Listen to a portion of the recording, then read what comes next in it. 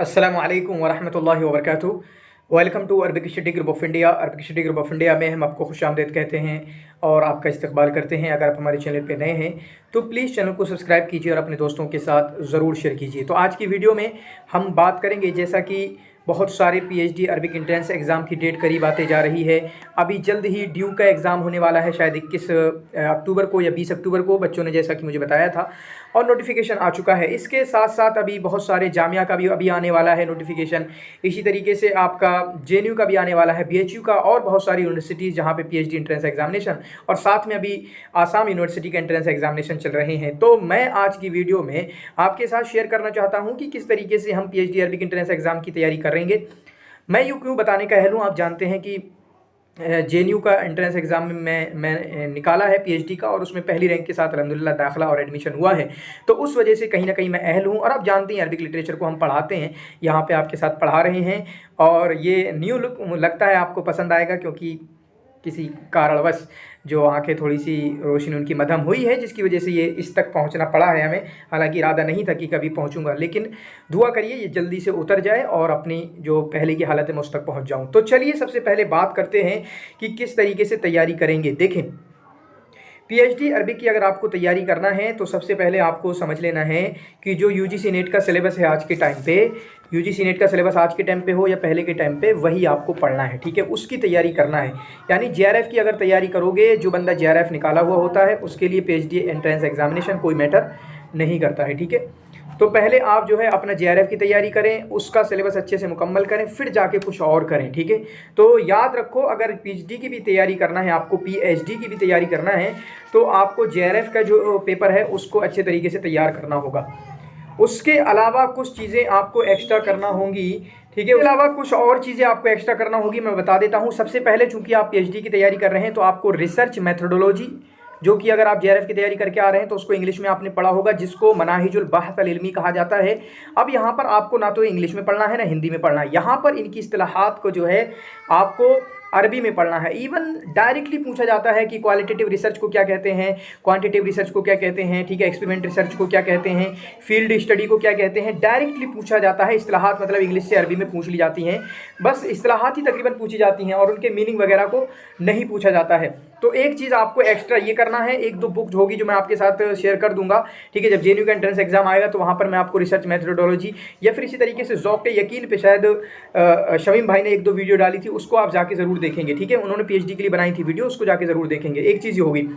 इसी तरीके से अदब हिंदी पे थोड़ा सा सवाल ये डीप जाके पूछ लेते हैं, अदब हिंदी पे, ठीक है, अदब हिंदी पे डीप जाके थोड़ा सवाल पूछ लेते हैं। तो इसके लिए आप क्या करें, एक किताब है, पूरा नाम मुझे याद नहीं, लेकिन तारीख़ुल अदब अल अरबी अल हिंदी फ़ी शिबिल क़ारा अल हिंदी, या तारीख़ुल अदब अल अरबी फ़ी शिबिल क़ारा अल हिंदी, या अहमद इदरीस की जो किताब है, अहमद इदरीस की किताब है, हमारे टेलीग्राम चैनल पे पढ़ी होगी वो। दूसरी किताब जमालुद्दीन अल फ़ारूक़ी की जो किताब है, ये दोनों किताबें आप पढ़ सकते हैं पीएचडी एंट्रेंस एग्जामिनेशन की गर्ज से। और जमालुद्दीन फ़ारूक़ी की जो किताब है वो तो आपको ये जेआरएफ के लिए भी काफ़ी मुफीद है, वो आपको पढ़ना चाहिए। मैंने पहली बार इसको देखा अभी जेएनयू में, 1 महीना पहले था, मैं जब रिवीजन कोर्स करा रहे थे उस टाइम पे मैंने उसको पढ़ा था। तो बहुत ज़्यादा मुफीद किताब है, बहुत ज़्यादा डिटेल में है, ठीक है। गर्चे पूरा सिलेबस कवर नहीं होता, लेकिन जो जो हमारी सिलेबस की बातें हैं वो पूरी डिटेल में मौजूद हैं, समझ रहे, बहुत ज़्यादा डिटेल में मौजूद है। तो अदब हिंदी के लिए ये 2 किताबें ज़रूर आप पढ़ सकते हैं।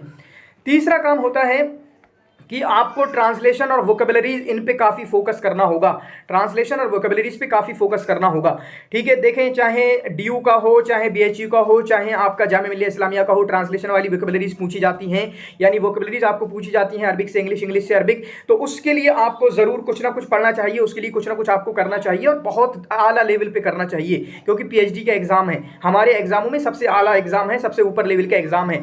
लेकिन याद रखो, जेएनयू में पूरा ट्रांसलेशन पूछा जाता है, एक लंबा सा जुमला होगा इंग्लिश में, फला फला ऐसा, उसके बाद उसका लंबा लंबा उसके ऑप्शन होंगे। तो जेएनयू का ट्रांसलेशन देने का अंदाज अलग है, उसके लिए तो और भी ज़्यादा दिक्कत और बारीनी के साथ आपको समझ में आना चाहिए, क्योंकि सारे के सारे ऑप्शन आपको यकसा लगेंगे, सारे ऑप्शन सही लगेंगे, ठीक है। तो ट्रांसलेशन देने का, ट्रांसलेशन आने का जेएनयू का एक अंदाज बिल्कुल अलग है दूसरी यूनिवर्सिटीज़ से। वहाँ पर तो यूजीसी नेट हो या फिर इसी तरीके से आपका डीयू हो या दूसरी यूनिवर्सिटीज़ हो, वहाँ पे तो सिर्फ वोकेबलरीज दे देंगे, लेकिन यहाँ पे तो डिटेल में जाके देंगे, ठीक है, डिटेल में जाके पूछते हैं। तो आपको डिटेल में जाके समझना चाहिए ये चीज़ एक्स्ट्रा करना होगी। फिर से दोबारा मैं रिवाइज कर दूंगा और क्या एक्स्ट्रा करना होगी। एक चीज़ क्या है, आपको जो मॉडर्न अरबिक लिटरेचर है, मॉडर्न अरबिक लिटरेचर है, उन पे जाके डिटेल में जाके पढ़ना होगा। ठीक है, उन पे डिटेल में जाके पढ़ना होगा। मॉडर्न अरबिक लिटरेचर में जैसे नए बंदे जो आज के टाइम पे मशहूर हैं, जिनको अवार्ड्स मिल रहे हैं अलग अलग तरीके के, ठीक है, और वो उनकी नई नई किताबें आ रही हैं, जो नई किताबें उनकी मशहूर है, तो उन लोगों को पढ़ना होगा। उसके लिए एक पीडीएफ है, वहाँ से वो बंदे मिल जाएंगे। एक पीडीएफ है, शायद मैंने उस टाइम जेएनयू के लिए पढ़ी थी मैंने, और वहाँ से मेरे 3-4 क्वेश्चन अल्हम्दुलिल्लाह हल भी हुए थे, जो भी नए नए आए थे। वो अभी मुझे नाम भी याद नहीं, सैयद कासिम करके जाने कौन है वो, उस तरीके से, ठीक है, 2-3 लोग हैं, तो उनके बारे में सवाल आया था और वहाँ से मैंने अल्हम्दुलिल्लाह हर भी कर लिया था, क्योंकि उनको भी शायरुल मुकावमा कहा जाता है। समी अल कासिम है शायद, ये कोई और है, तो उनको शायरुल मुकावमा कहा जाता है, महमूद दरवीश की तरह। तो ऐसे सवाल, वो पीडीएफ मेरे टेलीग्राम चैनल पर मौजूद है, मैं दोबारा से शेयर कर दूंगा, आप ढूंढ लेना। आप टेलीग्राम चैनल पर ढूंढा करो, बहुत कुछ मैं डाल रखा है, ठीक है, बहुत कुछ वहाँ पर अवेलेबल है। पहले देखो क्या क्या मौजूद है और क्या क्या हमारे काम का है।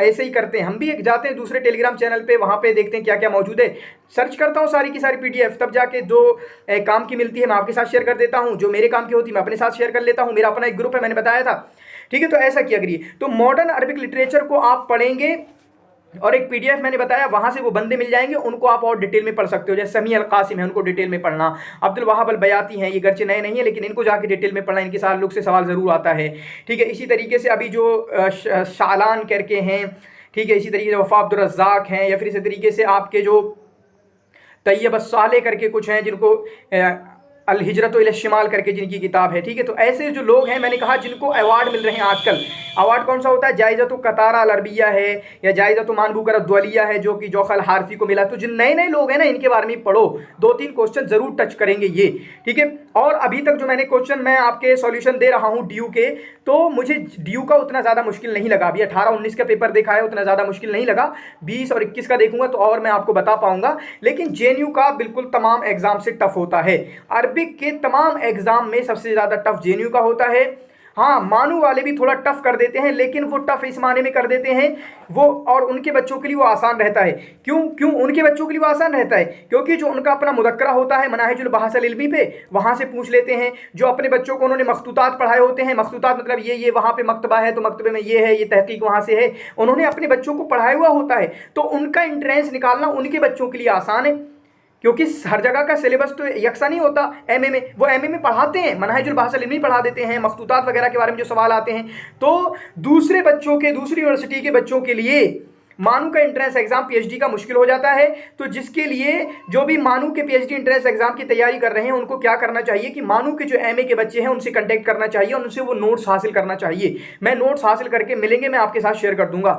तो ये 4 चीज़ें आपकी एक्स्ट्रा हुई। और एक चीज़ शायद मेरे और जहन में थी, रिसर्च एप्टीट्यूड हो गया, यानी मनाहिजुल बहसल इल्मी, आप इसको अरबी में पढ़ेंगे, इस्तिलाहात को इंग्लिश में भी अरबी में भी, अल अदब अल अरबी अल हिंदी इसको पढ़ेंगे, ट्रांसलेशन वोकैबुलरीज ये तीसरा हो गया, और चौथा आपका मॉडर्न अरबिक हो गया, ठीक है। चौथा आपका मॉडर्न अरबिक हो गया। बाकी 5वें नंबर पे यूजीसी नेट का पूरा सिलेबस आप अच्छे तरीके से कर लोगे। 5वें नंबर पे यूजीसी नेट अरबिक का पूरा सिलेबस आप अच्छे तरीके से कर लोगे। ये हुआ आपका तैयारी किस तरीके से करना है।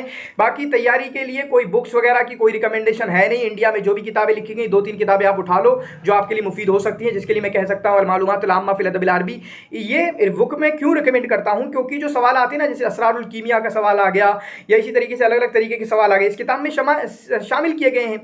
या इसी तरीके से आपके तारीख़ुल अदब अल अरबी सवालन व जवाबन, ये भी काफ़ी अच्छी किताब है, ठीक है। इसी तरीके से मदखल करके जो किताब है वो भी काफ़ी अच्छी किताब है। तो इन किताबों को रखना चाहिए, अपने पास रखें, ताकि थोड़ा बहुत आप इस्तिफादा कर सकें अगर आप पीएचडी अरबिक की तैयारी कर रहे हैं। बाकी कैसे तैयारी करें, जितने भी पीवाईक्यूज आपको मिल रहे हैं, जितने भी पीवाईक्यूज मिल रहे हैं, जैसे आप किसी भी पीएचडी की तैयारी कर रहे हो, किसी भी यूनिवर्सिटी के लिए, कहीं के लिए भी, तो आप जो है जितने भी पीवाईक्यूज आपको मिल जाएं, जैसे आपको जेएनयू के 3 साल के पीवाईक्यूज शायद 3-4 साल के मिल जाएंगे, फिर इसी तरीके से ड्यू के आपको 3-4 साल के मिल जाएंगे। मेरे पास हैं 18, 19, 20, 21, किसी को चाहिए, बल्कि मैं सॉल्यूशन देने के बाद उनको टेलीग्राम पे शेयर कर दूंगा या कल ही कर दूंगा। फिर उसके बाद आपको जो है ड्यू के बाद एमयू के मिल जाएंगे, एमयू के पीवाईक्यूज को भी हमने करा रखा है, उनको देख लेना। 4 के बाद बीएचयू, ठीक है, बीएचयू के पीवाईक्यूज मिल जाएंगे। फिर उसके बाद मानू के पीवाईक्यूज मिल जाएंगे। ये मैं लिख रहा हूँ, देख नहीं रहा हूँ, लिख रहा हूँ मैं, ठीक है, जो जहन से निकल रहा है। फिर उसके बाद और दूसरी यूनिवर्सिटीज़ हैं, केयू है, कश्मीर यूनिवर्सिटी है। फिर उसके बाद ठीक है, जो भी यूनिवर्सिटीज़ है जहाँ के भी, या फिर आसाम यूनिवर्सिटी के पीवाईक्यूज, आरईटी जो होता है वहाँ पे पीवाईक्यूज मिल जाएंगे। पीवाईक्यूज सबके देख कर जाओ, और सिर्फ यही पीवाईक्यूज नहीं बल्कि यूजीसी नेट के पीवाईक्यूज भी देख कर जाओ, एमए के पीवाईक्यूज भी देख कर जाओ। खासकर वो यूनिवर्सिटी जिस यूनिवर्सिटी का एग्जाम दे रहे हैं उसके एमए के पीवाईक्यू जरूर देख कर जाओ। जैसे जेएनयू का पीएचडी का दे रहे हैं तो जेएनयू के एमए के भी देख के जाओ, ड्यू का आप पीएचडी का दे रहे हैं तो ड्यू के एमए के भी देख के जाओ। पीवाईक्यूज तो सभी देख के जाओ, हमेशा से मैंने बोला है पीवाईक्यूज सभी देख के जाओ, इसलिए मैं वीडियो डाल रहा हूं। अभी ड्यू का एग्जाम होने वाला है तो ड्यू की पीवाईक्यूज हल करके डाल रहा हूं, एमए का होगा तो तब डालूंगा, एमयू का होगा तब डालूंगा, बीएचयू का होगा तब उसके डालूंगा, ताकि आप लोगों की मदद हो सके, आप लोगों की हेल्प हो सके। बस आपकी तरफ से मेरी तरफ ये करना है, आप यहां तक पहुंचे हैं तो वीडियो को लाइक करना, शेयर करना, कमेंट करना, इस चैनल को बढ़ाते रहिए, बस इतनी सी दरख्वास्त है। बस इस चैनल को आप प्रमोट कर दीजिए, इस चैनल को शेयर कर दीजिए। इंशाल्लाह जिस तरीके से पहले दिन से मैं मदद करता हुआ आपकी आया था, मदद करता हुआ आऊंगा। मैं क्रैश कोर्स वगैरह के चक्कर में नहीं पड़ूंगा कि उसके चक्कर में पड़ के मैं आपको वीडियो पे कोई हेल्प ना करूं, ठीक है। जितनी हेल्प हो सकती है हर अंदाज में। इवन आपको पता नहीं है मेरे YouTube चैनल के बारे में क्या कहा जाता है कि अब पढ़ाने की क्या जरूरत है, सब कुछ तो YouTube पे मौजूद है, हर कुछ मौजूद है YouTube पे। इतना ज्यादा डाल दिया है कि सिर्फ बच्चे आज के टाइम पे यूजीसी नेट की प्रिपरेशन मेरे सिर्फ YouTube से तैयारी कर सकते हैं, नो डाउट। सिर्फ फ्री से मेरे YouTube चैनल पे अगर उनको समझ में आता हो, उनको प्लेलिस्ट खंगालना आती हो, उनको वीडियो देखना आती हो, और जो गाइडलाइंस कभी कभी मोटिवेशनल वीडियो बना के, स्ट्रेटेजी वीडियो बना के, या फिर कभी कभी पीवाईक्यूज एमसीक्यू सॉल्व करते हुए मैं आपको बताता रहता हूं, अगर उनको फॉलो करोगे, सिर्फ और सिर्फ मेरा चैनल और फ्री में, क्रैश कोर्स की बात नहीं कर रहा, पेड कोर्स की बात नहीं कर रहा, फ्री में मेरे साथ जुड़ के साथ रह के आप इसको निकाल सकते हैं, क्योंकि आगे भी मैं बहुत सारी वीडियोस आपके साथ लाने वाला हूं। तो आपका इस वीडियो को देखने का बहुत बहुत शुक्रिया, शुक्रन जजीला, जज़ाकुमुल्लाहु खैरन व अहसनल जज़ा, बारकल्लाहु फीकुम। शेयर कर दीजिएगा अपने स्टेटस पे, ग्रुप से जो भी हैं, ताकि दूसरे लोगों का भी फायदा हो सके।